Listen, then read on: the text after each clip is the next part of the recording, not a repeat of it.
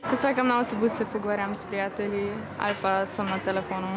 V prvem razredu me je bilo strah to, da bom na napačni avtobusni postaji dol stopil in da bom mogel peš čez domov hoditi. Sploh me je bilo strah ponavadi, če sem pozabila karto in nisem vedela, kaj bojo naredili. Otroke se vozi malo drugače, je malo bolj malo večja odgovornost pa to, ne.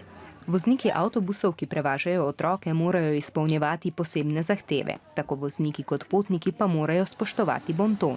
Včasih greš gor, se ne prerivaš, pa najdeš prosti sedež. Dokaj tihi smo na avtobusu, pa voznika pa ne moti. Če pa kaj, pa že upozori. Dobro, ti šunder pa to že nekako potrpimo, se rečemo, dajte se malo umiriti, pa to se boje gre, ne. Šel na avtobus, pa sem pozdravil voznico, pa je rekla, da sem prvi danes jo pozdravil.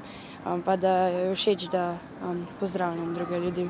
Včasih pa pride tudi do zapletov, ki se ne bi smeli zgoditi. Včasih pač, kad gremo na avtobus, nas je veliko. Potem ni dosti prostora na avtobus in pa se gužamo. Kakšen avto ga izsil in potem na hitro zabremza in oni, ki stojijo, padejo po tleh. Najboljša stvar je, da v bistvu ti ni treba, da te starši peljejo, pa da lahko v bistvu prideš s prijatelji, pa se lahko družiš. Najslabša pa, da če avtobusa ni, lahko zamuniš v šolo, ampak to je hkrati tudi dobra stvar. Največjo vlogo pri organizaciji prevozov za šolarje imata občina kot ustanoviteljica osnovne šole in šola sama.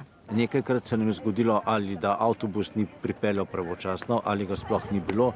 Že danes se je zgodilo, tako da smo dve informacije poslali tako na avtobusno postajo, kot tudi na mestno občino Kranj. Težav je morda v zadnjem času malenkost več, kot jih je bilo prej. Mi smo redno na vezi, poleg aktivov ravnateljev praktično vsakodnevno, oziroma smo za njih dostopni in po potrebi urgiramo pri prevozniku. Pri skupini Arriva, ki v Kranju vozi tudi učence, pravijo, da se trudijo težave nemudoma odpraviti. Potrjujejo pa tudi, da v Sloveniji nasplošno primanjkuje voznikov avtobusov. Nekaj več kot polovica vseh osnovnošolcev v Sloveniji je po oceni Ministrstva za izobraževanje upravičena do brezplačnega prevoza v šolo in nazaj domov. Ta pripada vsem učencem, ki živijo več kot 4 kilometre od šole. Pa tudi učencem prvega razreda, učencem s posebnimi potrebami in tistim, ki do šole ne morejo po varni pešpoti, denimo da tam ni pločnika ali pa živijo na območju rjavega medveda.